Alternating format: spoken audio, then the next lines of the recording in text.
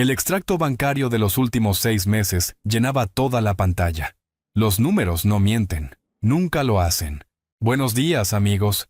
No les robaré mucho tiempo, solo quiero pedirles que me ayuden a alcanzar el objetivo de 5,000 suscriptores y que se suscriban a mi canal Historias de Engaños. Espero que les guste la historia de hoy, por favor. Denle a me gusta y compartan el video con sus amigos. Les agradezco mucho a todos por ver el video. Que lo disfruten.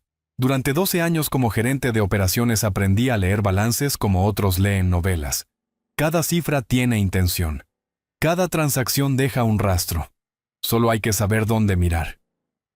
Aquella mañana miré nuestras cuentas con esa misma precisión, sin prisas, sin distracciones. Empecé a marcar con amarillo cada anomalía. Cada gasto que no encajaba, cada cargo que no recordaba haber visto antes. Al principio parecían detalles aislados, después empezó a formarse un patrón, lento, pero inconfundible, como una fotografía apareciendo en un cuarto oscuro. Hotel Belmont, Ciudad Leston, una reserva, 2 huéspedes. La segunda columna del registro mostraba un apellido que me tensó la mandíbula. Salvatierra, Iker, Salvatierra. El hombre que Vega siempre describía como algo terminado. Un capítulo cerrado. Un error de juventud enterrado hace años. Alguien que, según ella, ya no formaba parte de su vida. Abrí otra pestaña. Busqué más reservas. Aparecieron 4. En apenas 3 meses. Siempre el mismo hotel. Siempre 2 huéspedes. Siempre su apellido junto al de Iker Salvatierra. Las fechas coincidían con precisión quirúrgica con sus supuestos viajes de trabajo. Nada parecía improvisado. Todo encajaba demasiado bien. Mi mandíbula se tensó aún más cuando apareció algo peor. Cenas. Restaurantes exclusivos. Facturadas como gastos de representación empresarial. Vega no solo había mentido sobre los viajes. Había pasado esas facturas a través de contratistas que trabajaban con mi propia empresa. Utilizó mis conexiones profesionales para pagar sus encuentros con otro hombre. Leí cada línea otra vez. Lento, confirmando. Las cantidades, los nombres, las fechas. Todo estaba ahí, frío, ordenado, imposible de discutir. Pero el detalle que apareció al final fue el que me dejó mirando la pantalla más tiempo del que esperaba. Desayuno. Hotel Belmont. Huevos Benedict con salmón ahumado. Panqueques con arándanos. Zumo de naranja recién exprimido. Una factura pequeña comparada con las cenas. Pero algo en ella chirriaba. Vega odia el salmón. Siempre lo ha odiado. Ni siquiera soporta el olor. Lo dice cada vez que alguien lo pide en un restaurante. Pero recordé algo. Una conversación antigua. Una de esas que parecen insignificantes hasta que regresan en el momento exacto. Iker Salvatierra adoraba el salmón. Lo mencionó una vez durante una cena hace años, como si fuera un detalle trivial. En ese momento no significó nada. Ahora sí. Cerré el ordenador despacio. La rabia estaba ahí, presionando detrás de los ojos, quemando. Pero la rabia es ruido, y el ruido estropea los cálculos. Respiré profundo, una vez, luego otra.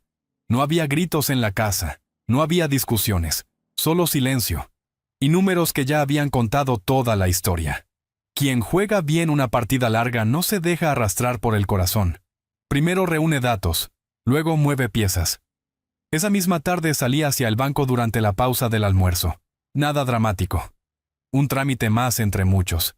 Solicité abrir una cuenta personal nueva. Después transferí allí el dinero que hasta ese momento cubría la hipoteca y los gastos de la casa. Fondos bajo mi nombre, acceso bajo mi control. Un sistema mucho más sencillo. La empleada revisó la solicitud con la misma sonrisa automática de siempre, pero levantó ligeramente la mirada cuando añadí otra petición. Quería eliminar el usuario adicional asociado a mi tarjeta Premium. Vega había usado esa tarjeta durante años para compras importantes. Restaurantes caros, reservas de hotel, gastos que siempre parecían normales cuando se pagaban con un límite alto. Un límite que nunca había ganado por sí misma. Firmé el documento. Con ese trazo de tinta, su acceso desapareció. Por un instante imaginé lo que ocurriría más tarde. Un restaurante elegante en Leston City. La cuenta llega. La tarjeta pasa por el lector. Un pitido seco. Pago rechazado. El camarero esperando. La incomodidad extendiéndose por la mesa. Después vendría la llamada. Molesta. Impaciente. Una llamada que no tenía intención de contestar. Pequeñas ventajas tácticas. En un conflicto largo, incluso esas cuentan. Cerca de las 4 de la tarde alguien tocó la puerta de mi despacho. Era Iker. Entró y cerró con cuidado. Su expresión no era la de alguien que venía a discutir cifras o plazos. Se sentó frente a mí. Sus dedos tamborilearon sobre la mesa antes de hablar. No sé si debería decir esto. Empezó. Pero creo que es mejor que lo sepas. Me quedé en silencio. Él continuó. Hace unas semanas vi a Vega en el centro. Ese día, según ella, estaba supervisando instalaciones en el norte. No dije nada. Iker se movió incómodo. No estaba sola. Había un hombre con ella. Entraron juntos en ese restaurante italiano de la plaza. Miró hacia la mesa antes de añadir. Parecían bastante cercanos. La información llegó sin sorpresa. Solo confirmaba lo que ya mostraban los registros financieros. Asentí. Le agradecí con un gesto breve. Luego cambié la conversación hacia el informe del trimestre. Entendió el mensaje. Se levantó y salió del despacho sin insistir. La tarde continuó entre reuniones y llamadas. Pero mientras hablaba de presupuestos y plazos, otra parte de mi mente trabajaba en silencio. Cada dato nuevo reforzaba el mismo dibujo. Fechas, pagos, testigos. Cuando llegué a casa esa noche, el lugar seguía exactamente igual que por la mañana. Silencioso. Inmóvil. El collar continuaba dentro de la bolsa transparente donde lo había guardado. Como una pieza de evidencia esperando su momento. Encendí mi portátil personal. Abrí un archivo nuevo. Una hoja de cálculo. Columnas claras. Fecha. Descripción. Importe. Prueba asociada. Cada línea representaría una mentira identificada. La primera entrada fue sencilla. Hotel Belmont, 2 huéspedes, apellido Salvatierra. Seguí añadiendo datos, facturas, reservas, movimientos bancarios. Cuando terminé, el documento mostraba 23 registros, 23 momentos donde la historia oficial no coincidía con los hechos. El teléfono vibró sobre la mesa. Un mensaje. Vega. Desde Leston City, aunque seguía fingiendo estar en Valencia. El Congreso va bien. Te echo de menos. Leí el texto sin emoción. No respondí. Abrí el archivo. Añadí otra fila. Mensaje contradictorio. Ubicación falsa confirmada. Guardé el documento. Los números siempre terminan hablando. Y en esta ocasión contaban una historia bastante clara. La oficina administrativa del edificio tenía olor a café y ambientador dulce. Elvira, la encargada, levantó la vista cuando entré. Su sonrisa habitual apareció al instante. Necesito hablar sobre el contrato del apartamento, dije, sin rodeos. No renovaré el arrendamiento conjunto cuando termine el mes. Sus cejas se alzaron apenas un segundo, pero su voz siguió siendo profesional.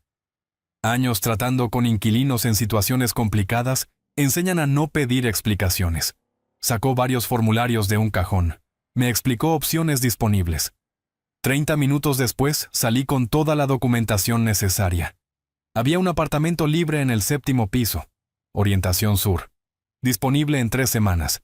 Más pequeño que el actual, pero suficiente. Suficiente para una vida sin engaños. Después pasé por recursos humanos. La responsable me recibió con expresión neutral.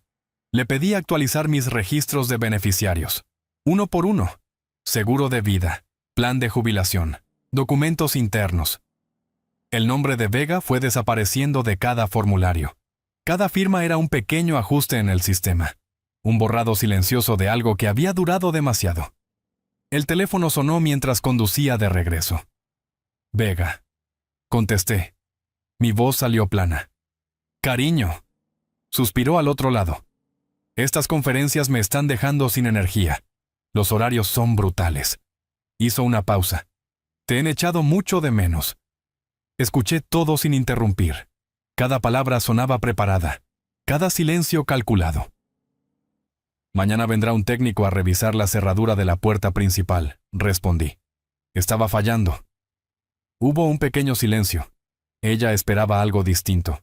Quizá afecto. Quizá preocupación. En cambio recibió una actualización doméstica. Ah, respondió finalmente. Bien. Gracias por ocuparte. La llamada terminó rápido, sin despedidas largas. Guardé el teléfono. Y por primera vez en varios días apareció una sonrisa. Más tarde revisaba correos del trabajo cuando un nombre apareció en una propuesta comercial. Salvatierra Consulting. Solicitaban participar en una licitación importante de la empresa. El nombre completo estaba al final del documento. Iker Salvatierra. El mismo hombre que aparecía junto al apellido de Vega en las reservas del hotel. Las piezas encajaron. Demasiado bien. Recordé entonces todas las conversaciones casuales de los últimos meses. Las preguntas de Vega sobre proyectos en desarrollo. Su interés repentino por mis reuniones con clientes. Las cenas donde insistía en conocer detalles sobre presupuestos y plazos. En aquel momento entendí algo incómodo. Aquellas charlas aparentemente inocentes nunca habían sido curiosidad. Habían sido recolección de información. Mi esposa había estado pasando información confidencial a su amante. Datos internos, detalles de proyectos. Todo disfrazado de conversaciones casuales durante la cena. Espionaje corporativo, escondido dentro de un matrimonio. Pasé las horas siguientes trabajando en algo más frío. Un inventario. Abrí cada cajón, cada armario, cada estantería. Registré todo lo que era mío. Tecnología con facturas originales. Herramientas compradas antes del matrimonio. Objetos heredados. La impresora no dejó de trabajar. Hoja tras hoja. Pruebas de propiedad, fechas, recibos, documentos. Nada debía quedar ambiguo. El sábado y el domingo siguientes aproveché su ausencia. Mientras ella seguía en Leston City, yo actué. Alquilé una unidad de almacenamiento en las afueras. También una pequeña furgoneta. Sin ruido. Sin explicaciones. Las herramientas de carpintería fueron primero. Luego los archivos personales de mi padre. Después las primeras ediciones que mi abuelo había guardado durante décadas. Cada objeto fue colocado con cuidado. Cada caja viajó desde la casa hasta el almacén, en silencio. Cada trayecto se parecía a rescatar restos de un barco hundido. Cosas que me definían. Memorias que me pertenecían. Fragmentos de vida que ella nunca tendría derecho a reclamar. El domingo por la noche regresé por última vez. La casa seguía casi igual. Los huecos habían sido reorganizados, las ausencias disimuladas. Si alguien miraba rápido, no notaría nada. Vega tampoco lo notaría. Estaba demasiado ocupada viviendo su historia inventada. Su vuelo aterrizaría al día siguiente. La recogería en el aeropuerto. Rostro neutro. Preguntas simples sobre Valencia. Ella respondería con relatos sobre ponencias, conferencias y sesiones que nunca existieron. Y yo escucharía, en silencio. Cada mentira nueva encontraría su lugar. Los estrategas pacientes no interrumpen, observan, esperan. El mentiroso impulsivo siempre termina equivocándose primero. Solo necesitaba el momento correcto. La fiesta ocupaba todo el jardín trasero de la casa de Gael. Guirnaldas de luces colgaban entre los árboles. Las mesas estaban dispersas entre los arbustos recortados. Las conversaciones flotaban mezcladas con música suave que salía del porche. Llegué solo. Sin explicaciones, sin excusas. Algunas miradas se volvieron hacia mí. Curiosidad mal disimulada. Saludé con gestos breves. El anfitrión me ofreció una cerveza. La acepté. Me quedé cerca de la barbacoa. El humo servía como una buena barrera contra preguntas incómodas. Cira fue la primera en acercarse. Sus ojos miraron detrás de mí. Esperaba ver a Vega. ¿Vendrá después?, dije antes de que preguntara. Tenía algo que resolver. Asintió, aunque su expresión mostraba dudas. 30 minutos más tarde Vega apareció en la entrada del jardín.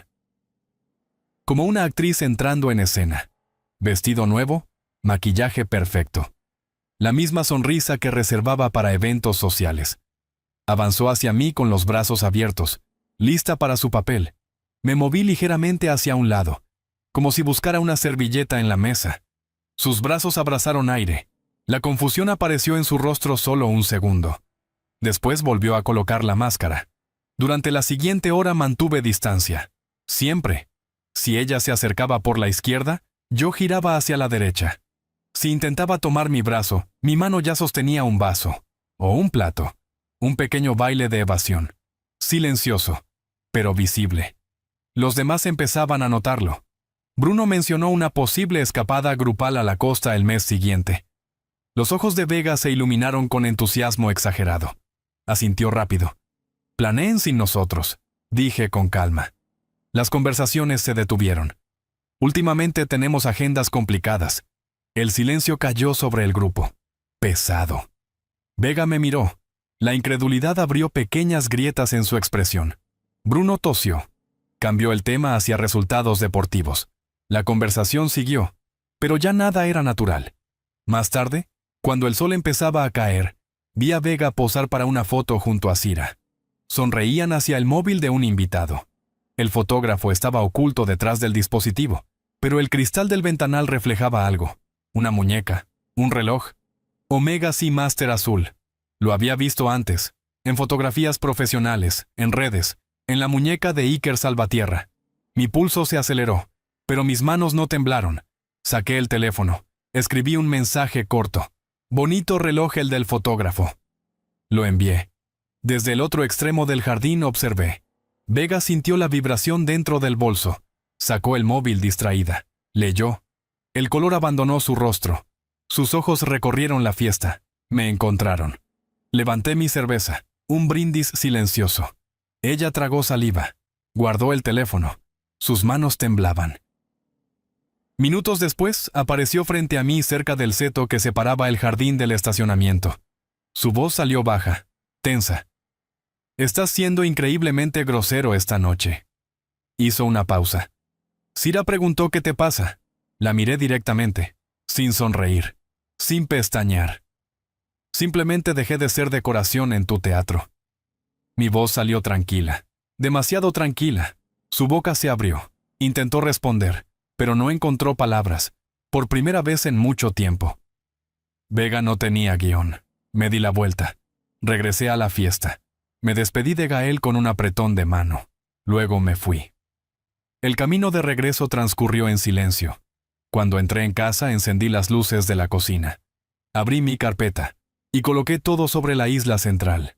Extractos bancarios con marcas amarillas, reservas del hotel, capturas de pantalla con fechas contradictorias, correos donde Vega compartía información sobre licitaciones con Salvatierra Consulting. Cada documento ocupó su lugar, uno junto a otro, formando una imagen completa, un mosaico de traición, claro, irrefutable. Cuando Vega regresara a casa encontraría la verdad extendida sobre el mármol frío, esperándola, sin gritos, sin discusión, solo evidencia y silencio. Me serví un vaso de agua. Después me senté. Esperé. La casa permanecía en silencio hasta que, unos 20 minutos más tarde, la puerta principal se abrió. Los tacones de Vega resonaron en el pasillo. Paso firme. Seguro. Luego se detuvieron. De golpe. Había visto la mesa, los papeles, las fotografías, los extractos, todo desplegado bajo la luz de la cocina. Durante unos segundos ninguno habló. Ella miraba los documentos. Yo la miraba a ella. El aire entre nosotros era pesado. No hacía falta explicar nada. El espectáculo había terminado. La luz del amanecer se filtraba por las persianas cuando Vega volvió a aparecer. Bajaba las escaleras lentamente. Su rostro mostraba lo que había sido la noche. Maquillaje corrido bajo los ojos. Cabello desordenado. Cansancio. Se detuvo en la entrada de la cocina. Había visto la camioneta. Estaba estacionada frente a la casa. 2 hombres con uniformes azules esperaban junto a la puerta, listos para trabajar. Vega giró hacia mí, sus ojos abiertos. ¿Qué significa esto? Su voz intentaba mantenerse firme, pero algo temblaba debajo.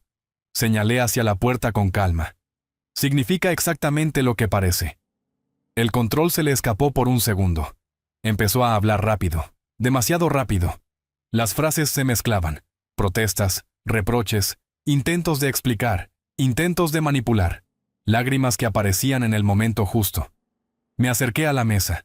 Tomé la bolsa transparente. Dentro estaba el collar. Lo levanté frente a ella, como si mostrara una prueba ante un tribunal. 7 años creyendo que lo compramos juntos en Ribana. La miré. 7 años pensando que era nuestro primer recuerdo. Hice una pausa. Pero no era nuestro. Sus ojos bajaron. Era de Iker Salvatierra, ¿verdad? Silencio. Te lo regaló antes de nuestra boda. La verdad estaba escrita en su cara. Y decidiste convertirlo en otra mentira. Dejé caer el collar dentro de una caja de cartón que estaba junto a la mesa. Revistas viejas, cables inútiles, cosas sin valor, todo mezclado. Vega cambió de estrategia. Las lágrimas desaparecieron. Su voz se volvió dura. Estás destruyendo todo lo que construimos. Respiró hondo. Años de matrimonio tirados por la borda por tu paranoia. No levanté la voz. Los números no mienten. Ella frunció el ceño. Tu proporción de verdad frente a mentira cayó demasiado. La miré con calma. Desde cualquier análisis racional. Esta relación dejó de ser sostenible hace tiempo. Parpadeó. No esperaba ese lenguaje. No en medio de un matrimonio que se derrumbaba. Mientras hablábamos, los trabajadores empezaron a mover las cajas. Solo mis cosas. Objetos con facturas anteriores al matrimonio, herramientas, libros, archivos, nada que pudiera discutir. La hipoteca y los servicios ahora están a tu nombre, dije mientras observaba el movimiento de las cajas. El apartamento es tuyo, los muebles también. Mi participación termina hoy. Ella dio un paso hacia mí. No puedo pagar todo esto sola. Su voz ya no era firme. Debiste pensar en eso antes de pagar cenas para tu amante usando mis contactos profesionales. La última caja salió por la puerta. Los trabajadores me entregaron el inventario firmado. Subieron a la camioneta. El motor arrancó. La casa quedó en silencio. Vega permanecía en medio del salón, rodeada de espacios vacíos. ¿A dónde vas? La pregunta salió casi en un susurro. Caminé hacia la puerta. Me detuve un segundo antes de salir. La miré. A un lugar que no aparece en tu agenda. Abrí la puerta. Desaparecí de tu calendario hace días. Solo que no lo notaste. El collar no terminó en la basura. Lo saqué de la caja antes de irme. Hizo un último viaje conmigo, pero no hacia el almacén, ni hacia mi nuevo apartamento. Lo dejé en la recepción del edificio donde trabajaba Iker Salvatierra. Un sobre sin remitente, dentro, el collar, y una nota corta, devuelto a su origen. Círculo cerrado. Mi nuevo apartamento olía a pintura fresca, y a algo más. Posibilidad. Las cajas ocupaban media sala. Esperaban ser abiertas, pero primero encendí la cafetera. El sonido del agua calentándose llenó la cocina. Preparé el café exactamente como me gustaba. Negro. Fuerte. Sin adaptarlo al gusto de nadie más. El primer sorbo supo diferente, como si algo dentro de mí finalmente se hubiera liberado. Esa noche Leire pasó a conocer el lugar. Trajo una planta pequeña para la ventana y una botella de vino tinto. Nos sentamos en el suelo entre cajas. Hablamos. De cosas simples, de nada importante. No había dobles significados, ni silencios incómodos. Su risa llenó el apartamento. Una risa limpia, sin cálculo, sin máscaras. Cuando se marchó cerca de medianoche, el silencio regresó. Pero no era el mismo silencio de antes. No pesaba. No acusaba. Era simplemente espacio. Apagué las luces. Me acerqué a la ventana. La ciudad brillaba bajo la noche. No había mensajes falsos esperando respuesta. No había ubicaciones inventadas que comprobar. No había historias que sostener. Solo café, silencio. Y un amanecer que, por primera vez en años, me pertenecía por completo.